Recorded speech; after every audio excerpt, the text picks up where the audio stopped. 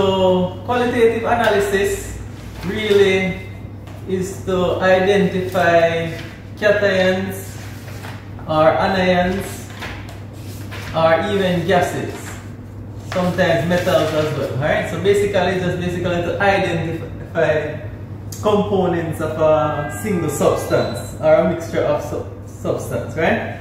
So it can be cations, anions, or it can be gases or metals, right? So qualitative analysis.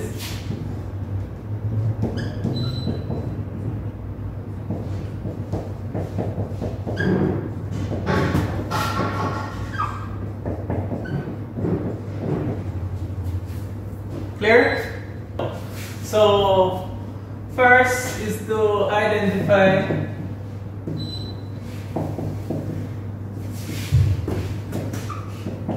cations in solution, right?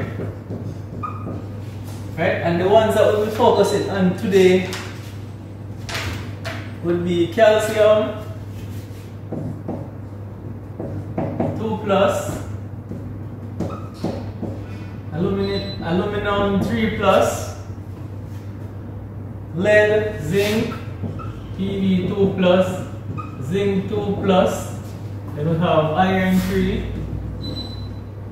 iron 2, iron 3, and copper and ammonia, alright? We also have copper 2 plus and ammonium, alright? So 1, 2, 3, 4, 5, 6, 7, 8 cations here we should know how to identify for this E6 syllabus, alright? There are more cations that you have tests to identify them, but at this point let's focus on these 8 cations for the first section, alright? Now, so basically three tests we'll use to distinguish all 8 cations. We have one, we have the reaction with sodium hydroxide solution. 2, reaction with ammonium. 3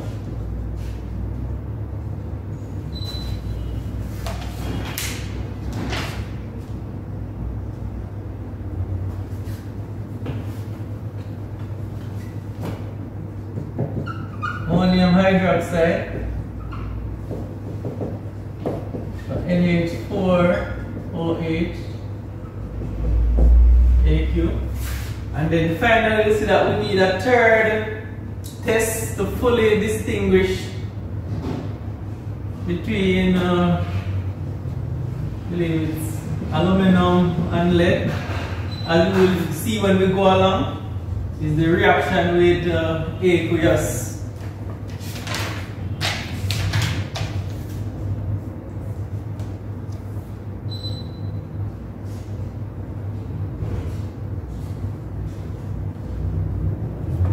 Aqueous potassium iodide solution. So it can be potassium iodide, it can be sodium iodide. Alright? So reaction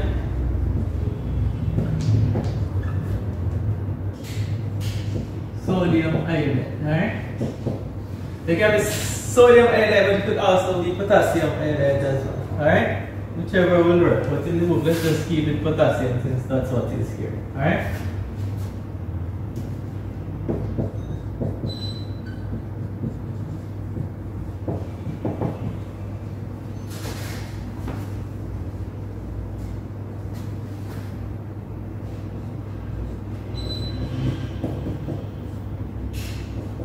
Following? So let's get cracking. So the first thing we're going to use is the reaction with sodium hydroxide. We're going to do it dropwise. So when we're doing the test with the sodium hydroxide and ammonium hydroxide, we normally use a little pipette and we drop a little in the solution with the cation and observe if a precipitate is formed, and then we add excess of the sodium hydroxide, ammonium hydroxide, to check if the precipitate that is formed disappear. Alright?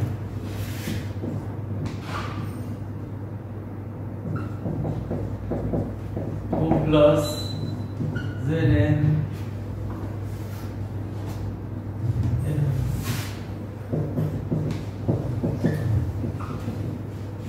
Alright? So with calcium, aluminum, lead, and zinc, they all form white precipitate with sodium hydroxide. Alright?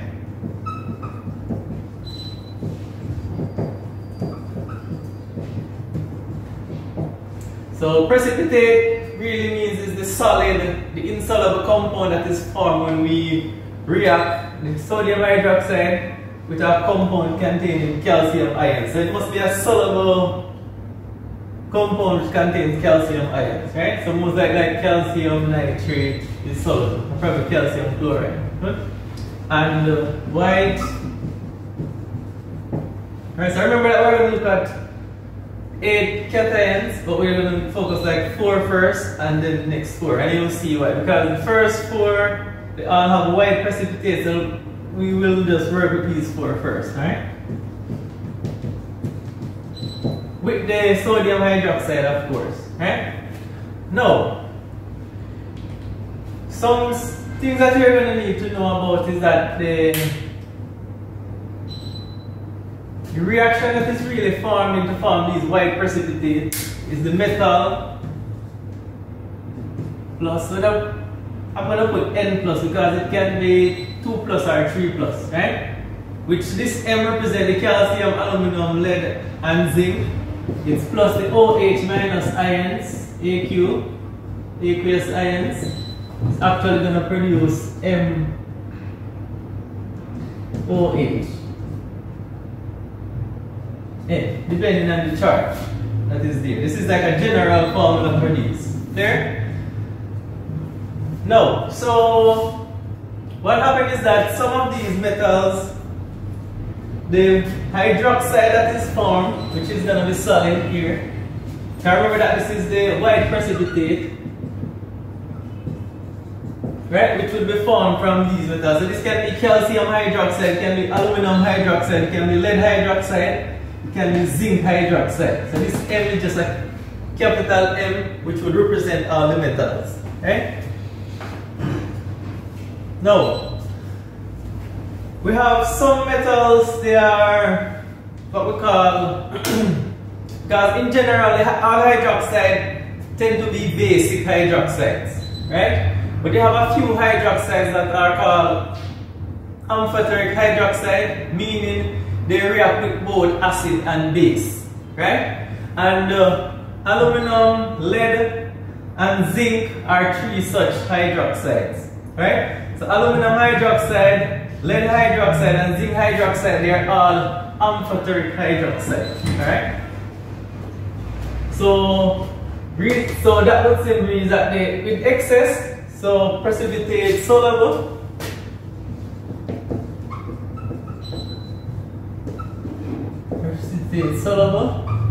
meaning the white precipitate that is formed in aluminum, lead, and zinc will actually go back into solution. Because what happens is that the metal hydroxide that is formed from aluminum, lead, and zinc, they are actually amphoteric, so they will react with the excess sodium hydroxide that is added to form soluble compounds, right?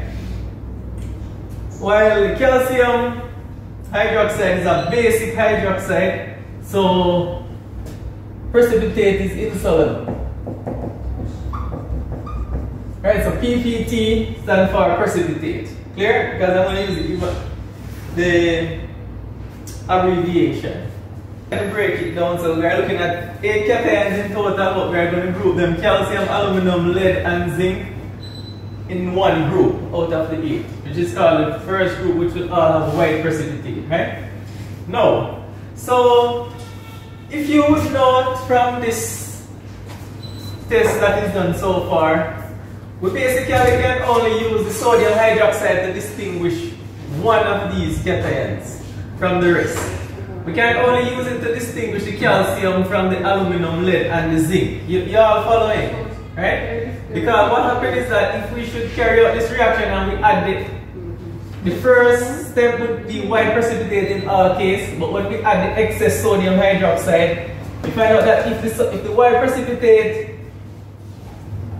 does not disappear, so it is insoluble, as in the calcium hydroxide, it will not react with excess sodium hydroxide because it's a basic oxide, and basic oxide do not react with excess base, right? They will only react with acid.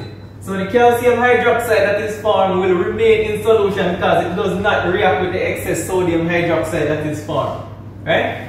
While aluminum, lead, and zinc will all react because they are all amphoteric hydroxide, and they will react with the sodium hydroxide to form soluble molecules, which you don't need to know the formulas at this level, but it's basically like aluminum with several hydroxides around it. It will now become soluble, right? And then the principle behind why that happened, we don't really need to know it at this level, right? Because that will take into account what we call orbitals instead of shells, alright?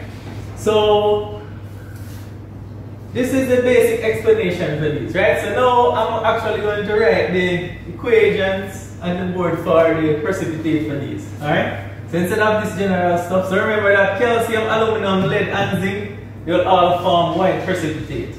Clear?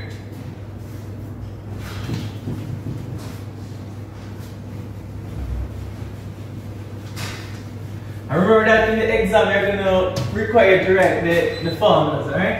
So aqueous, AQ,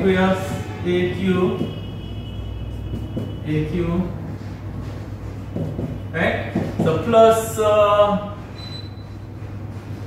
sodium hydroxide, and let me just represent the hydroxide because really the hydroxide aspect that is reacting. So I'm going to add the ionic equation, alright? Since we're not sure which anion is with these cations, alright? So OH minus AQ, so put ionic equation.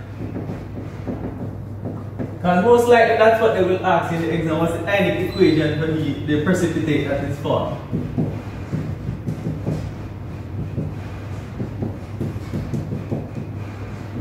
Right? So here we form calcium hydroxide solid.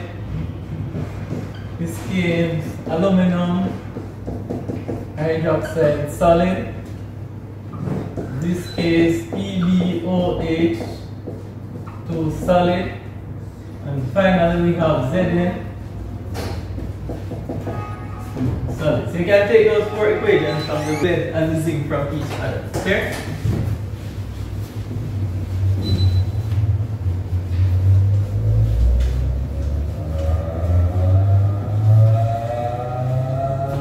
Alright? So instead of dropwise sodium hydroxide, we're going to use dropwise ammonium hydroxide.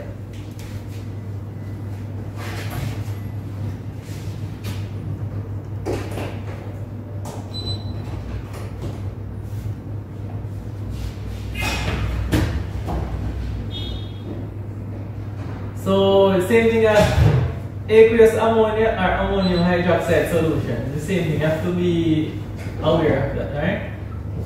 And then also excess ammonium hydroxide. Okay, so likewise how we add this sodium hydroxide dropwise, then excess sodium hydroxide, the same exact thing we're going to do with ammonium hydroxide. We're going to add ammonium hydroxide dropwise as well as in excess. Here? No. So with calcium, no precipitate. Right? With the excess, no precipitate. Alright? So calcium hydroxide, the calcium hydroxide, it does not react with ammonium hydroxide. Alright? And at this level you probably don't need to be able to explain why. Right? But it does not react with ammonium hydroxide any at all. Alright? Now, the aluminum, lead and zinc, they will all form white precipitate, right? Aluminum, lead, and zinc form white precipitate in this case, right? So PBT is a hardened precipitate, right?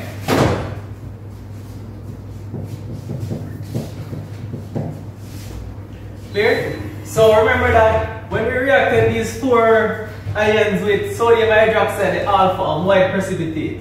Right? But even from the first test, we could have distinguished the calcium because the calcium actually had the precipitate that did not disappear. Right? And in this case, we could also identify the calcium again because it has no precipitate with ammonium hydroxide, while the aluminum, lead, and zinc form white precipitate. Precipitate is what? Solids. Precipitate means the solid that is formed. Alright, so when you react a base with the hydroxide with a cation that is insoluble, then it will form a white precipitate. Okay? Aluminum and lead, they form insoluble. The precipitate is insoluble. Insoluble means it remains there. Yeah. Alright?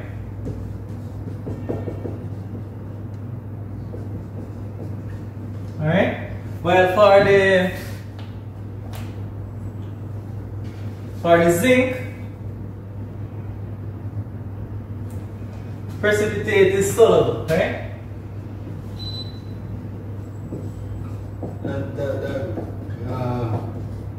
Here what that will be? What? We have mono. Right? Following? So as you can see, now when we use ammonium hydroxide, we are now able to distinguish zinc from aluminum and lead. Following parts, McFarlane? Yes, sir. So with these two tests combined, we are able to distinguish the calcium different from the zinc, right? However, the aluminum and lead actually is behaving similar with both ammonium hydroxide and sodium hydroxide, which is dropwise and excess. So dropwise, excess, sodium hydroxide and ammonium hydroxide, they are behaving exactly the same way. Alright? So far we have basically learned how to identify calcium and zinc ions, cations in solution. Alright? No. So remember that calcium hydroxide, so with ammonium,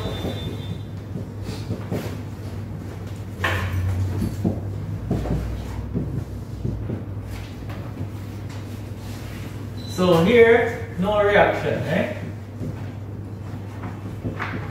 So no reaction takes place between calcium and ammonium hydroxide, right? But with aluminum, lead, and zinc, they will all go with the minimal OH minus that is there. OH is a water? No, hydroxide. Hydroxide. H or water? Yes, alright? Hydroxide.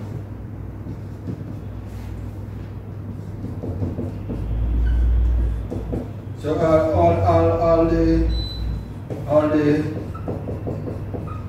all the cation are EG, EQ. Yes, AQ. These are AQ as well. So these are what we call, so this would be a white precipitate. The thing they are know, sir. The Qualitative analysis. The caution and onions. Yes, alright? And this is zinc hydroxide. Alright? White precipitate, right? But remember that this zinc hydroxide, zinc hydroxide is soluble if we should add excess ammonium hydroxide, right? It will react with excess ammonium hydroxide, right? Make it soluble. Good. So it will disappear, so the white color will change back to colorless, alright? Alright. So now I'll leave aluminum and lead cations on the board, right? Reason being, the calcium and the zinc, we could have used the two previous tests before to identify them, right? Because remember that in the first case, when we use sodium hydroxide, the dropwise will form white precipitate with both the calcium and the zinc. However, the precipitate for the calcium would have been soluble. would have been insoluble, sorry, in the first. Precipitate. Yeah, I mean the solid, the white, the metal hydroxide that is formed is a solid. Alright, remember that all hydroxide, the principle is all hydroxide are insoluble, you know, except sodium and potassium. That's a key thing you have to know. And ammonium, good. So all ammonium ions are solid. So all ammonium, sodium and potassium cations in solution, they are all soluble, irrespective of the anion, right? And all hydroxide are insoluble except the sodium, potassium and ammonium, right? Now, so the test in which we use to distinguish between aluminum and lead is the third one that I've written on the board, is the reaction with potassium iodide, aqueous potassium iodide, right? So this is plus I minus AQ. So I'm using the ionic equation now. I minus AQ. Alright? So with the aluminum, no reaction, right?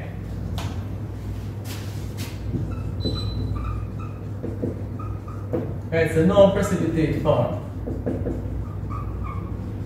Right? With the lead, it will form PbI2 solid, which is a yellow precipitate. Right? So see, we start to move into some colored precipitate. So not everything is white. Alright? So we can take these from the board and we'll move on, right? So if we should add the four cations that we have noted before, so the calcium, the aluminum, the lead and the zinc, we can see that these three tests for the cations we could use to identify all of them, distinguish from those four.